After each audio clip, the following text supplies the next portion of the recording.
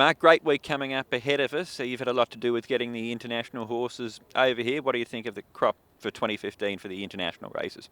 Look, it's really exciting to get 30 horses from around the world to come. Horses that really do deserve their places in the field. It's been fantastic to see 32 Group 1 winners line up across the 4 races is certainly an achievement for the club that we all should be proud of, because it's fantastic for Hong Kong, it's fantastic for the club, and we really are seeing some fantastic horses from around the world come and want to compete on the best level playing field anywhere in the world. Who are you particularly excited about seeing here?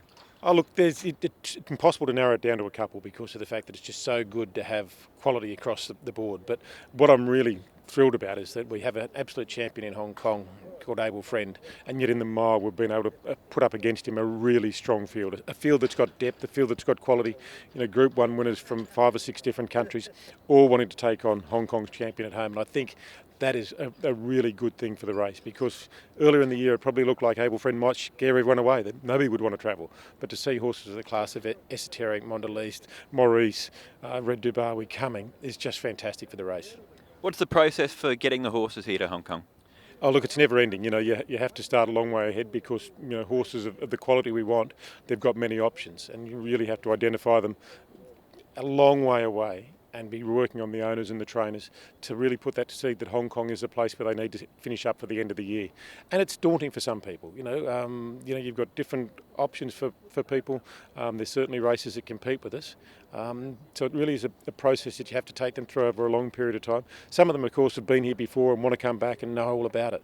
But you've still got to make sure they bring the right horse. It's a matter of having the right horse at the right time peaking. And so it's about programming the whole way through, working with them to make sure that program's done.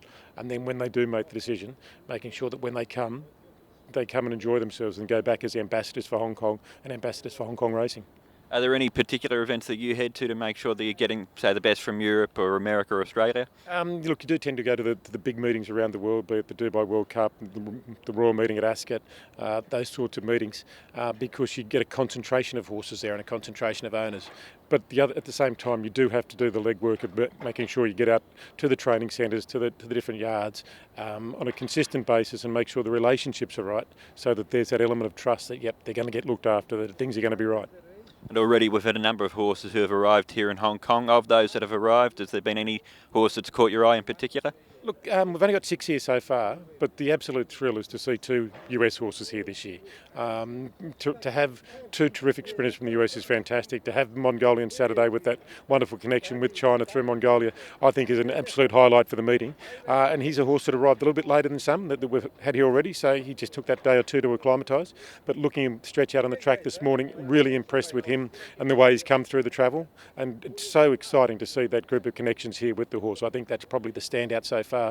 But we do have quality across the board.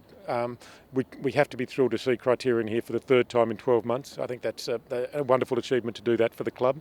And then to see a horse like Preferment with Chris Waller for the first time here is fantastic. Wesley Ward, one of the best trainers in the world, to be here with Green Mask is fantastic. And Galo Shop, who may well be the next Cirrus des Eagles. So fantastic all across the board, but the highlight at this stage is definitely Mongolian Saturday.